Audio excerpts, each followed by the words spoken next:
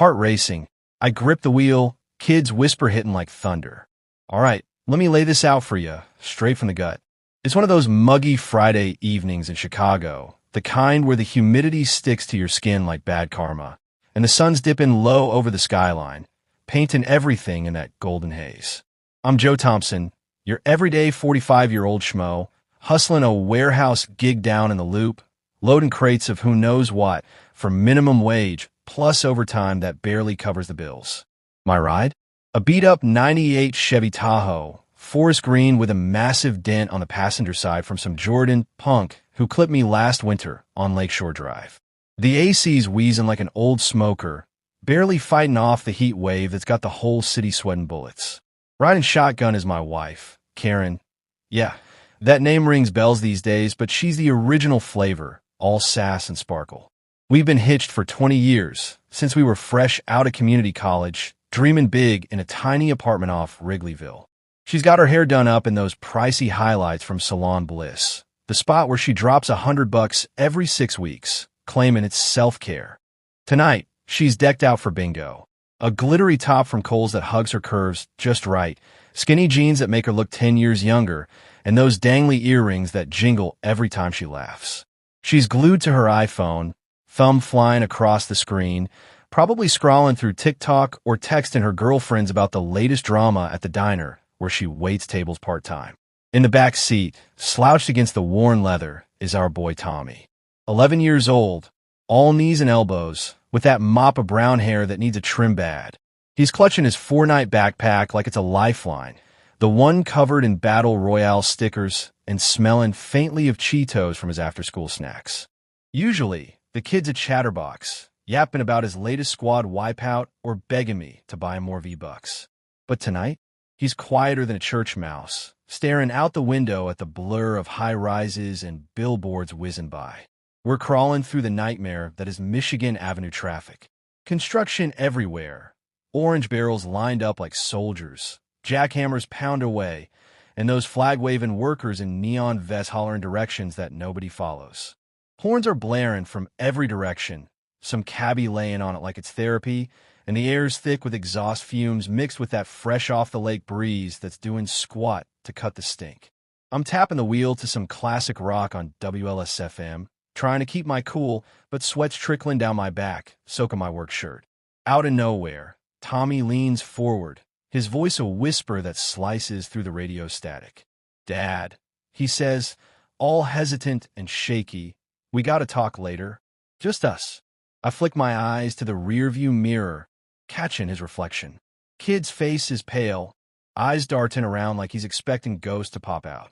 My stomach does a little flip. Is it school stuff? Some bully giving him grief in the playground at Lincoln Elementary? Or maybe he broke something at home and thinks I'm going to blow a gasket. "Everything all right back there, bud?" I ask, keeping my tone light like it's no big deal. He nods quick, but he's fidgeting hardcore now, twisting the straps of his backpack like they're worry beads. Karen doesn't even look up. She's deep in her phone, letting out a giggle at whatever meme just popped up. "Babe," I say to her, nudging her elbow, "you excited for bingo tonight? Gonna clean house." She blinks, looks over at me with this blank stare, like I just asked her the square root of pi. "Playing? Oh, bingo. Yeah, duh. Total brain fart." She laughs it off, that high-pitched cackle she's got. And I join in cause that's what you do after 2 decades of marriage. But Tommy? He goes rigid in the back, like someone poured cement in his veins. His eyes meet mine in the mirror again, and there's this plea in him. "Don't push it, Dad." We finally pull up to the bingo hall, this flashy joint called Lucky Strikes, right in the thick of downtown. Neon signs buzzing, promise of jackpots, and free coffee lurking inside. It's packed with the usual crowd. Blue-haired grannies chain-smoking Virginia Slims, retired dudes in Cubs caps nursing beers, and a few young hustlers thinking they can game the system. Karen grabs her purse, the knockoff coach she got at the flea market, and leans over for a peck on the cheek. "Don't wait up, hon. Might swing by the slots after if I'm feeling lucky." She winks, all playful, and sachets out, hips swaying in that way that used to drive me wild back in the day. I watch her disappear into the crowd, then gun the engine and head north toward our crib in Lincoln Park. The neighborhood's a mix of yuppie vibes and old-school charm. Brownstones lined with flower boxes, trendy cafes rubbing shoulders with dive bars, and that constant hum of city life. Tommy's still silent as we weave through side streets, dodging potholes that could swallow a tire hole. The sun's set now, streetlights flickering on, casting long shadows across the pavement. We pull into our garage, the automatic door creaking like it's on its last legs. That damn CO detector's been acting up again, beeps sporadically, probably needs new batteries. I make a mental note to hit Home Depot tomorrow.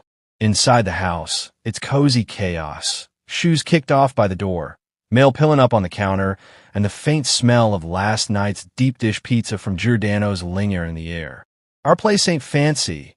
A two-story fixer-upper we bought cheap after the housing crash, with creaky floors and a kitchen that screams 70s avocado green. But it's home, filled with memories like Tommy's baby photos on the fridge and that ugly lamp Karen's mom gave us as a wedding gift. I flop down on the sectional in the living room, crack open a Bud Light from the mini fridge, cold and crisp, just when I need to unwind. Tommy hovers in the doorway, backpack still slung over his shoulder. "All right, kiddo," I say, patting the cushion next to me. "What's eating ya?" Spill the beans. He hesitates, then drops the bag and pulls out his journal. It's this leather-bound thing with a tiny lock, a Christmas gift from Grandma last year. He wears the key on a chain around his neck like it's some secret agent gadget. "Dad, you gotta check this out," he says, voice barely above a whisper. His hands are shaking as he unlocks it and flips through the pages. I lean in, the beer forgotten on the coffee table. What could possibly be in there? Kid stuff, right? Drawings of Fortnite characters or complaints about homework. But no, the pages are filled with neat entries, dated and time-stamped, in his chicken scratch handwriting. Mom's been acting super weird. He starts, pointing to the first one, like fake memory slips. And she's texting Uncle Steve a ton about the plan working to. Uncle Steve? My brother. The hotshot real estate agent living large in the burbs with his McMansion and fancy beamer? The guy who's always bragged gin about his deals at family barbecues? My mind reels. Whoa, hold up, Tommy. This some kind of joke? You and your pals pulling a prank on old dad? He shakes his head fierce, tears glistening in his eyes. No way, Dad. It's real. She's swapping pills in the cabinet. Your blood pressure stuff looks different. And she's acting forgetful, but only when you're around. Then she sneaks off and talks on the phone, Logan about schemes. My throat tightens. I scan the entries, detailed logs of Karen losing her keys, only to find them minutes later when she thinks no one's watching. Late night calls in the kitchen, whispers about timing it right. And then the kicker, text to Steve, the plan's working. Joe's buy-in, the memory lapses. Next step, Doc. This can't be. Karen and I, we've had our ups and downs. Money tight, arguments over bills, the usual marital grind. But plot 10? Nah. Still, Tommy's face is dead serious. No hint of kidding around. How'd you figure this, bud? I ask, voice low. I record him. He admits, pull out his old iPod Touch from his pocket. The screen's cracked from a drop last month, but it works. He hits play, and the audio crackles to life. Grainy, but unmistakable. Karen's voice, sultry and scheming. "Steve, baby, the appointment's set for next week. We'll get him diagnosed with early onset Alzheimer's. Make it look legit. Then the accident. That garage CO detector's already glitchy. One tweak, and boom, $750K life insurance payout. We split it 50-50, head to Florida, live like kings." My blood turns to freaking ice. The room spins.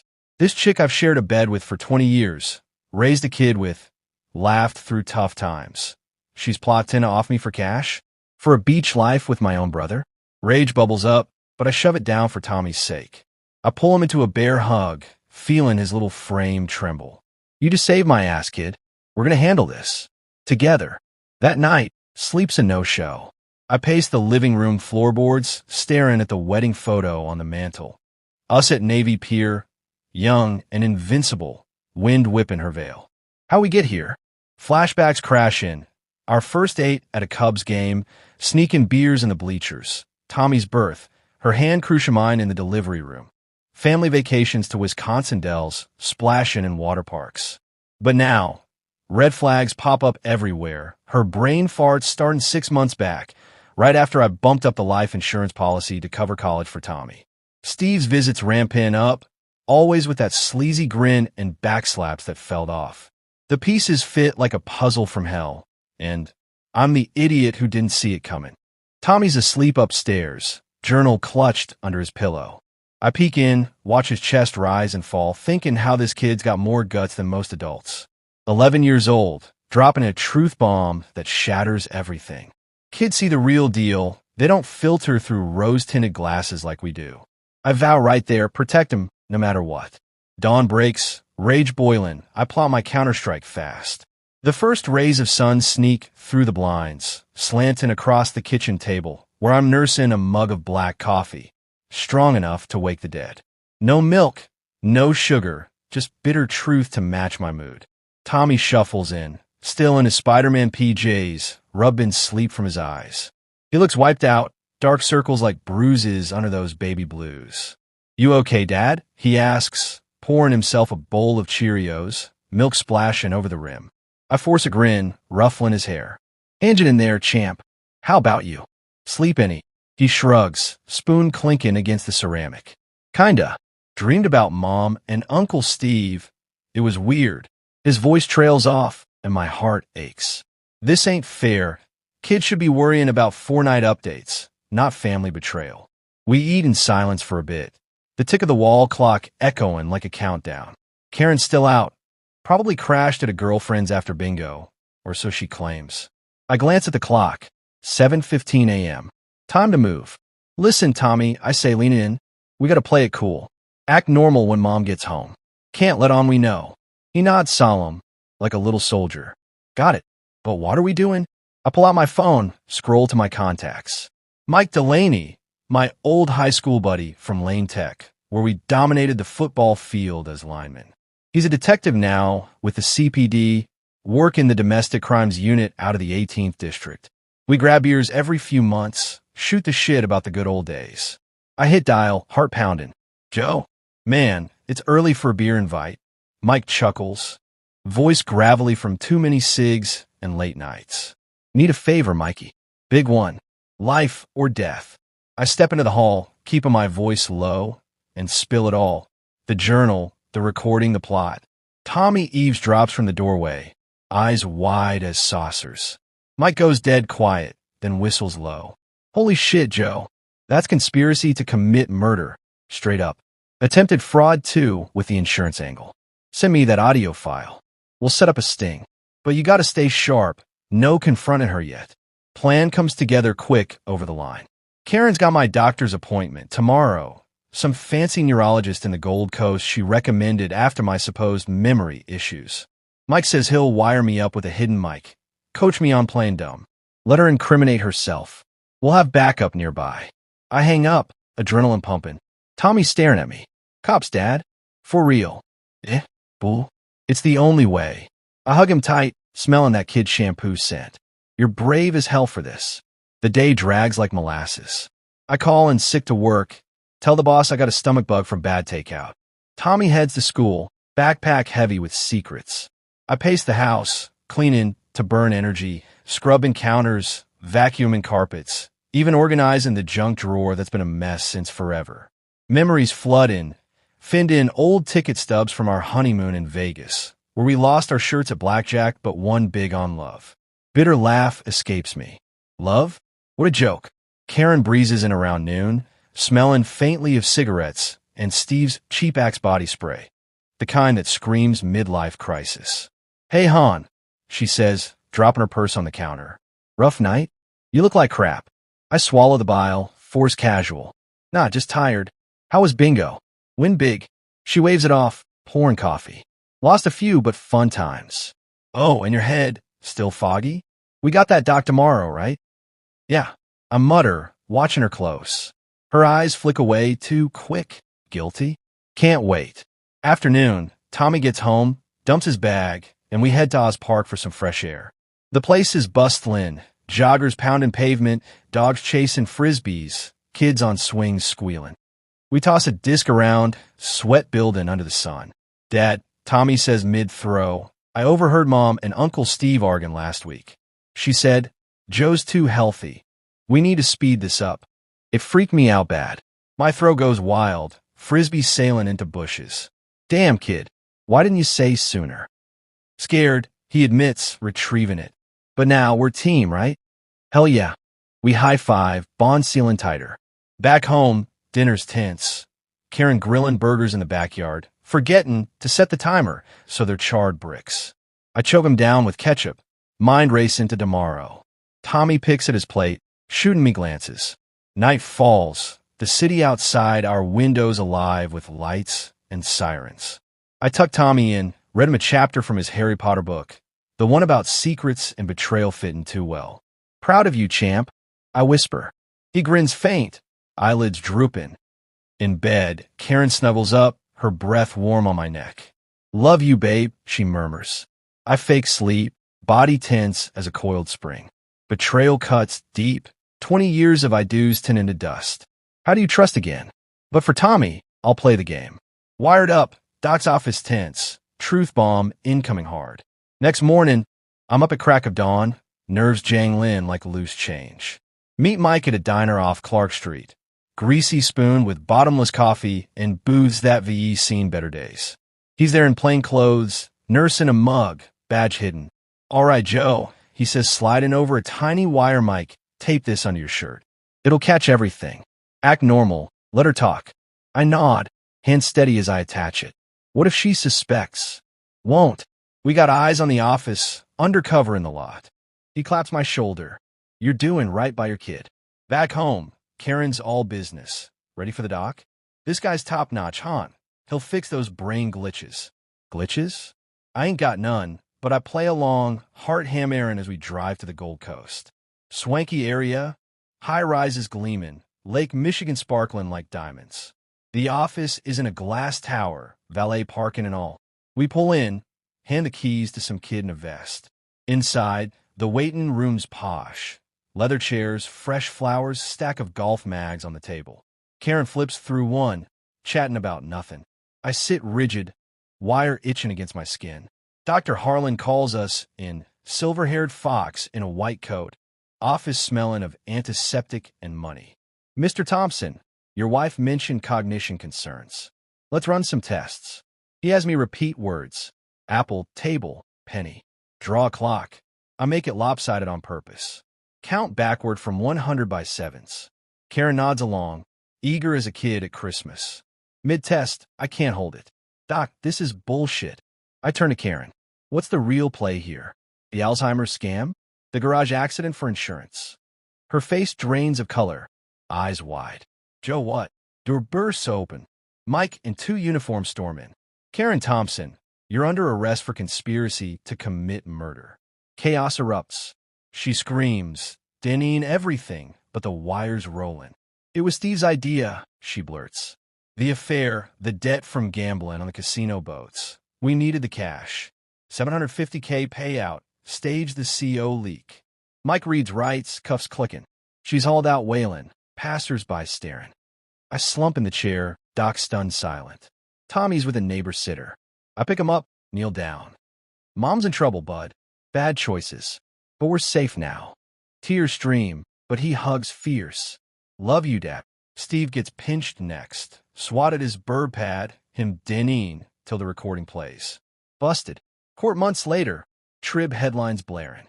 Chicago wife and brother-in-law plot hubby's fake dementia death. She cops a plea, 15 years in Logan Correctional. Steve gets 20 at Stateville. Me? Divorce final, custody mine. Insurance scrapped. Ain't dying $4. Post-bust, therapy sessions grind, rebuild and trust brick by brick. Weeks blur post-arrest. House feels empty. Echoes where laughter used to be. Tommy's quiet, drawing dark pictures in art class. I ain't much better. Jumpy at shadows, trust shattered like glass. First therapy at Dr. Ruiz's in Bucktown. Cozy office with plants and tissues boxes. She's no nonsense. Latina firecracker with a PhD. How we feeling, gentlemen? She asks, no tepid and ready. Like crap. I admit, sinking into the couch. Tommy fidgets beside me. Kid saved my life, but family's nuked. We unpack layers, my blind spots, ignorant Karen's shopping sprees, mood swings. Flashbacks to arguments over credit cards maxed on slots. Tommy shares nightmares, garage filling with invisible gas, mom's laugh echoing. Weekly sessions build tools. Trust your gut, Dr. Ruiz drills. Kids' instincts are sharp. Tommy's journal shifts from plots to positives, soccer goals, A's in math. Neighborhood steps up, block potlucks with casseroles, mic drop in six-packs. You're a survivor, Joe. I hit the gym at the Y, pound and treadmill dropping 20 pounds. Feel alive, muscles burning away anger. Tommy joins Little League, cruise shin homers, dreamin' Wrigley.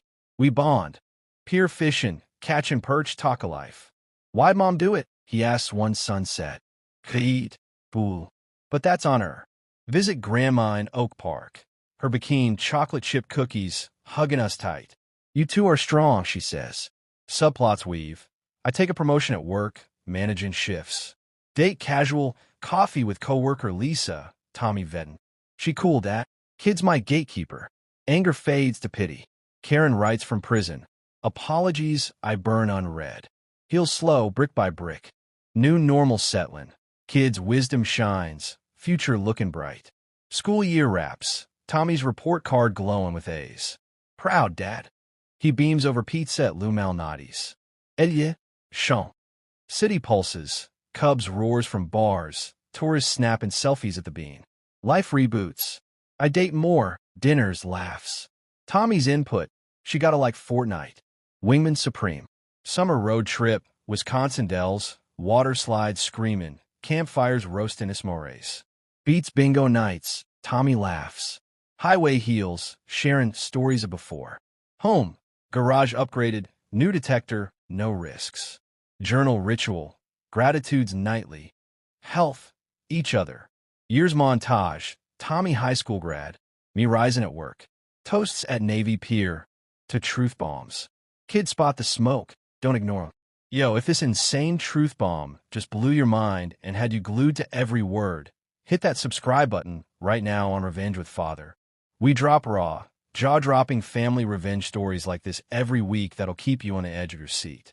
Join the fam, turn on notifications, and never miss the next wild ride. Because trust me, the revenge keeps getting crazier